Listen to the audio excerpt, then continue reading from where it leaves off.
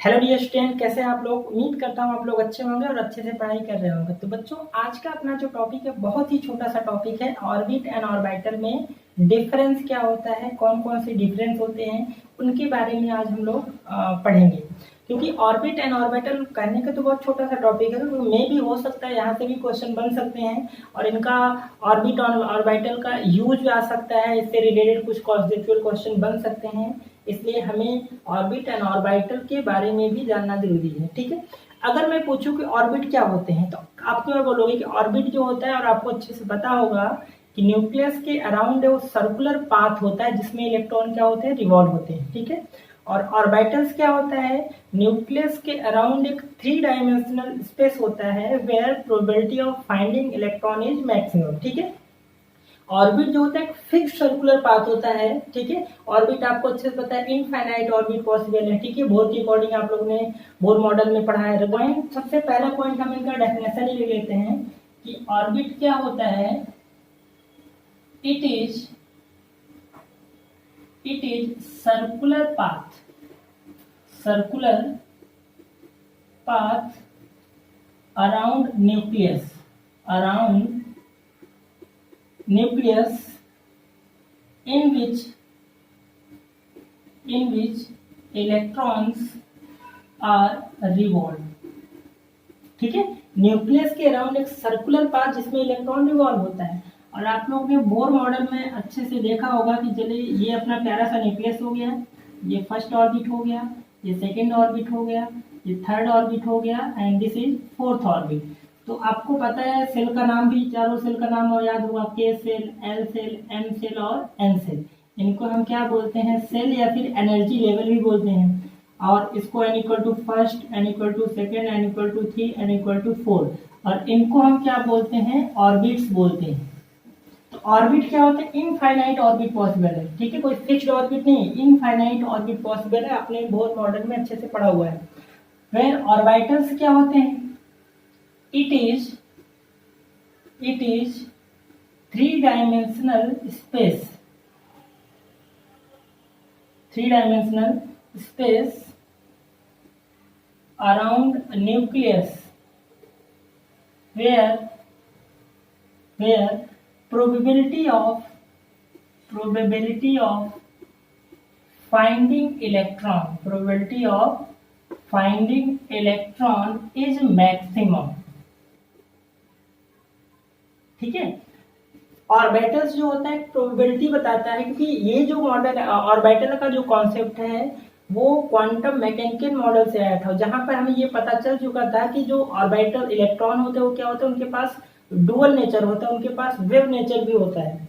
ठीक है, अब वेव कोई फिक्स्ड ऑर्बिट में नहीं रिवॉल्व करता, वो तो एक तरह का क्लाउड हो गया, किसी भी तरह से कर सकते हैं। जैसे मान लीजिए सपोज ये न्यूक्लियस है, तो इसके अराउंड एक इलेक्ट्रॉन का क्लाउड, ठीक है, इस तरह से एक तरह का क्लाउड हो गया ये।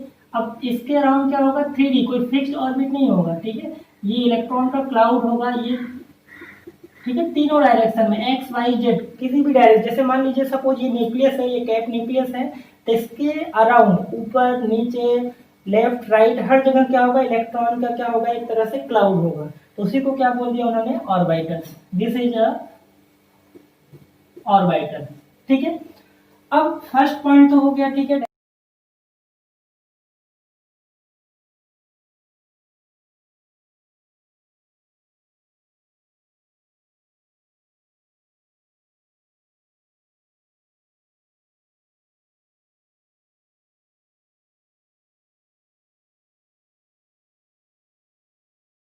डेफिनेशन। अब सेकेंड पॉइंट क्या है कि ऑर्बिट जो होते हैं वो प्लेनर मोशन को रिप्रेजेंट करता है।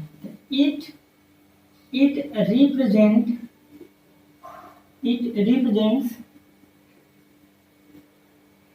Planar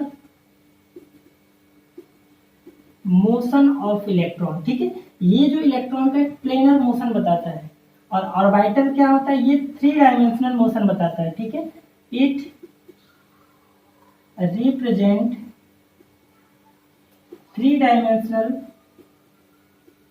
motion of electron. ठीक है, अराउंड न्यूक्लियस। ठीक है, अराउंड न्यूक्लियस। तो ये हो गया सेकेंड पॉइंट। ठीक है, थर्ड पॉइंट है it it gives definite path of electron. Definite path of electron का मतलब क्या है कि इलेक्ट्रॉन जैसे मान लीजिए के सेल में है, तो इसका आपको पता है कि इलेक्ट्रॉन क्या होगा, इसी ऑर्बिट में हमेशा रिवॉल्व करता रहेगा जब तक इसको एनर्जी दिया न जाए। ठीक है, तो ये एक डेफिनाइट पाथ बताता है कौन, ऑर्बिट। और यहाँ पर कोई डेफिनाइट पाथ स्पेसिफाई नहीं करता, क्योंकि यहाँ पे प्रोबेबिलिटी बताता है। ठीक है, तो इसको हम लिख सकते हैं it does not specify definite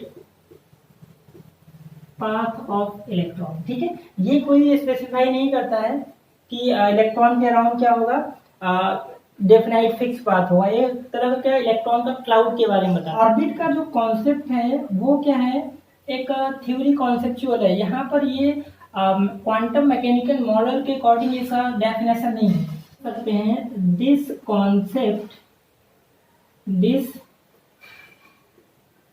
concept not according to quantum mechanical model of an atom. Quantum mechanical model आपको पता है, जिसमें डी ब्रॉगली साहब और हाइजेनबर्ग अनसर्टेनिटी प्रिंसिपल के अकॉर्डिंग ये बोला गया था कि इलेक्ट्रॉन के पास डुअल नेचर होता है। ठीक है, डुअल नेचर का मतलब उनके पास पार्टिकल नेचर होता है एज वेल एज क्या होता है, वेव नेचर होता है। बट ऑर्बिट का कॉन्सेप्ट ये अभी तक नहीं पता था, ऑर्बिट का कॉन्सेप्ट के अकॉर्डिंग कि इलेक्ट्रॉन के पास वेव नेचर होता है। तो ऑर्बिट का जो कॉन्सेप्ट है not according to quantum mechanical model, but orbital का जो कॉन्सेप्ट है, ठीक है, according this concept according to quantum mechanical model of an atom। ठीक है, इनका जो कॉन्सेप्ट है क्वांटम मैकेनिकल मॉडल के अकॉर्डिंग है ऑर्बिटल का कॉन्सेप्ट, और इनका जो कॉन्सेप्ट है वो क्वांटम मैकेनिकल मॉडल के अकॉर्डिंग नहीं है। तो ये हो गए 4th पॉइंट। आई थिंक आपको सारे पॉइंट क्लियर हो रहे होंगे, चारों पॉइंट हमने डिस्कस कर दिया।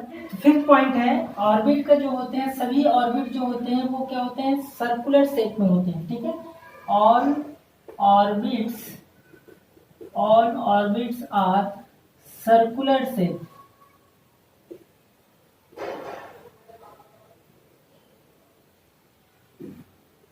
ठीक है, सभी ऑर्बिट क्या होते हैं, उनका सर्कुलर शेप होता है या डिस्क लाइक शेप हम बोल सकते हैं। बट ऑर्बिटल क्या होते हैं, डिफरेंट शेप होते हैं। 5th पॉइंट क्या है, ऑल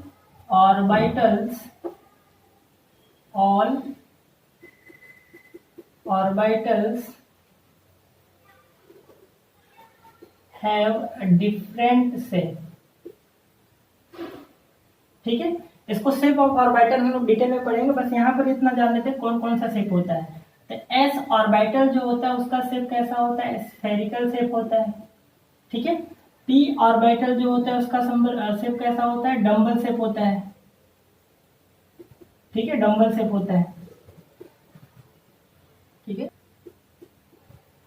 एस ऑर्बिटल का स्फेरिकल शेप, पी ऑर्बिटल का कैसा होता है, डम्बल शेप होता है, और डी ऑर्बिटल का कैसा होता है, डबल डम्बल शेप होता है, डबल डम्बल शेप होता है।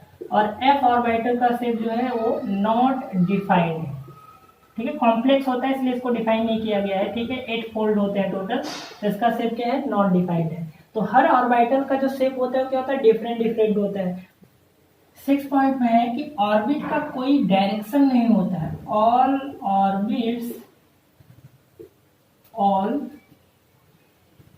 Orbits does not have directional characteristics। कोई इनका डायरेक्शन नहीं होता। ठीक है, बट जितने भी ऑर्बिटल्स होते हैं एक्सेप्ट एस ऑर्बिटल, इसको लिख लेते हैं except S orbital, all other all other orbitals have directional characteristics।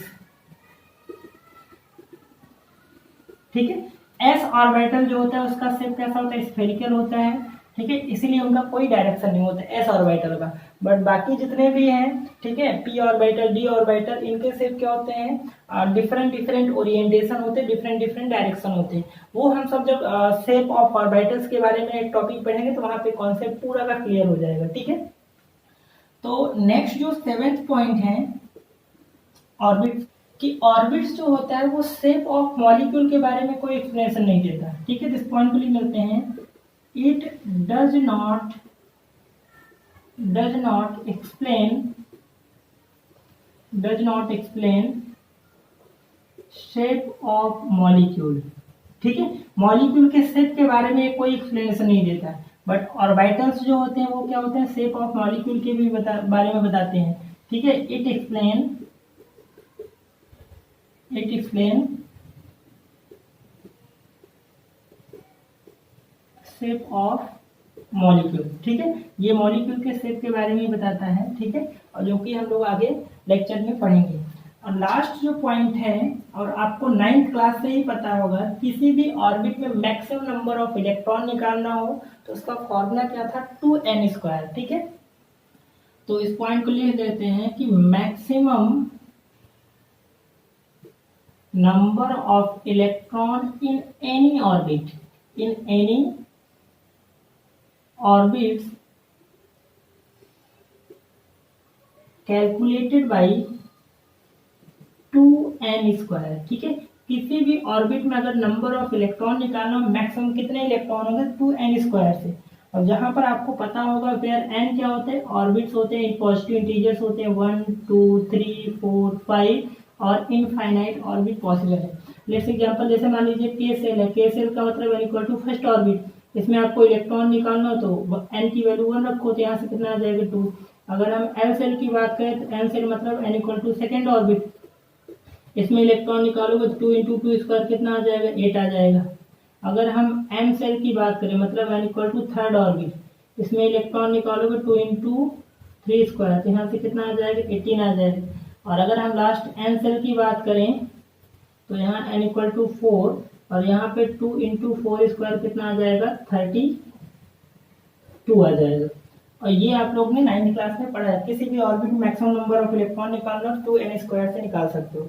But orbitals में क्या होता है कि किसी भी ऑर्बिटल में जो मैक्सिमम नंबर ऑफ इलेक्ट्रॉन होते हैं वो कितना होता है, 2 होता है, विथ अपोजिट स्पिन के साथ होते हैं। ठीक है, तो इस पॉइंट को लिख लेते हैं, maximum number of electron in any orbital is कितना होता है, 2 होता है। ठीक है, तो यहाँ पर थोड़ा सा आपको क्वांटम नंबर के लेक्चर में हमने बता भी रखा है कि एस सबसेल में एक ऑर्बिटल होता है और इसमें 2 इलेक्ट्रॉन। पी जो सबसेल होता है इसमें कितने, 3 ऑर्बिटल्स होते हैं, 3 ऑर्बिटल्स है, and each orbital have 2 electron। ठीक है, d subshell have total 5 orbital and each orbital have 2 electron with opposite spin। ठीक है, and last f subshell have total 7 orbitals and each orbitals have 2 electron with opposite spin, 1 2 3 4 5 6 7।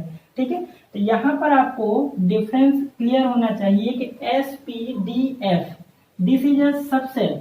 ठीक है, and each subshell have orbitals, in S subshell have only 1 orbitals and each orbital have 2 electron and P subshell have 3 orbital.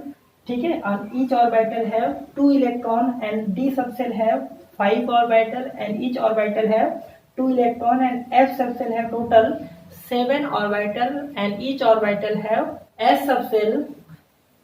एक question ask you कि how much electron in s subshell। ठीक है, you know कि s subshell have only 1 orbital, s subshell have maximum 2 electron, p subshell have 3 orbitals means as p subshell have maximum 6 electron and d subshell have total 10 electron and f subshell have maximum 14 electron. But question asks you if any orbital how much electron, then each orbital have maximum 2 electron with opposite spin. ठीक है, तो simple सा question ये आया हुआ question है आपसे कि ऑर्बिटल्स में मैक्सिमम कितने इलेक्ट्रॉन होते हैं, तो आंसर कितना होगा, 2 होगा। बट अगर आपसे पूछा जाए कि एस सबसेल में कितने इलेक्ट्रॉन है, 2 इलेक्ट्रॉन, पी सबसेल में कितने इलेक्ट्रॉन है, मैक्सिमम 6 इलेक्ट्रॉन, डी सबसेल में मैक्सिमम कितने इलेक्ट्रॉन है, 10 इलेक्ट्रॉन एंड एफ सबसेल में मैक्सिमम कितने इलेक्ट्रॉन है, 14 electron. I think dear student आपको ऑर्बिट एंड ऑर्बिटल में बेसिक जो डिफरेंस है वो मैंने 8 पॉइंट बताया और आपको क्लियर हो गया होगा। और आपको ऑर्बिट एंड ऑर्बिटल में डिफरेंस पता होना चाहिए क्योंकि इससे रिलेटेड क्वेश्चन में भी हो सकता है, आ सकते हैं। ठीक है, तो आई थिंक आपका कॉन्सेप्ट क्लियर हो गया होगा। वीडियो पसंद आए प्लीज लाइक करें, शेयर करें, सब्सक्राइब करें।